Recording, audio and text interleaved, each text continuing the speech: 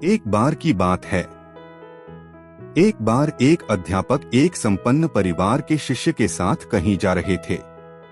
तो उस शिष्य को कुछ मजाक सूझी, क्योंकि उसको रास्ते में किसी गरीब मजदूर के जूते दिखाई दिए। उसने अध्यापक से कहा, गुरुजी, अगर हम इन जूतों को छुपा दे तो कितना मजा आएगा। देखते हैं कि मजदूर पर इसका क्या असर पड़ता है।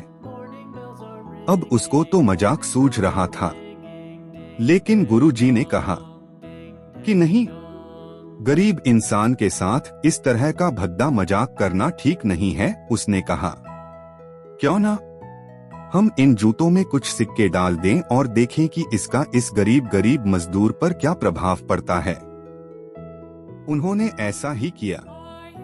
जैसे ही मजदूर अपना काम करके लौटा और उसने एक पाव अपने जूते में डाला तो उसको कुछ कठोर सा महसूस हुआ। उसने अंदर हाथ डाला तो उसको कुछ सिक्के दिखाई दिए। वह थोड़ा आश्चर्य में पड़ गया। आसपास किसी को देखा तो कोई भी दिखाई नहीं दिया।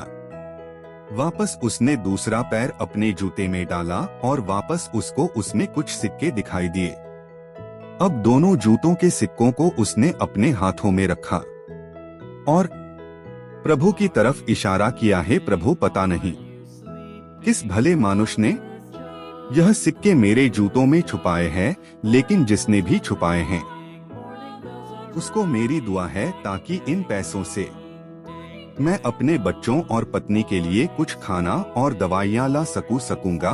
और इतना बोलकर वह चला गया। इस बात को शिष्य और अध्यापक दोनों सुन रहे थे। अब अध्यापक ने शिष्य से पूछा कि अब तुम मुझे बताओ कि तुम्हें कैसा महसूस हुआ, तुम्हारी पहले वाली मजाक या मेरा यह तरीका।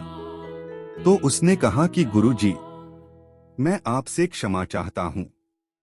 अब मुझे समझ आ गया है कि सच्ची खुशी किस चीज में है। जब हम किसी की मजाक उड़ाते हैं तो हमें कुछ पल का आनंद मिलता है, लेकिन इससे हमें बद्दुआ मिलती है।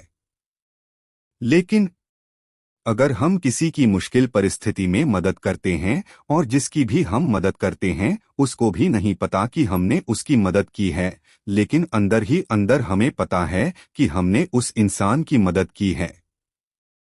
यही सच्ची खुशी है। जब हम दूसरों को खुशी देते हैं तो हमें सच्ची खुशी मिलती है। इसी तरह खुशियां बांटते रहिए, लोगों की मदद करते रहिए और दान करते रहिए जिसके भी आप काबिल हो। जितना भी आपसे बन पड़े दान करें, लेकिन दान जरूर करें।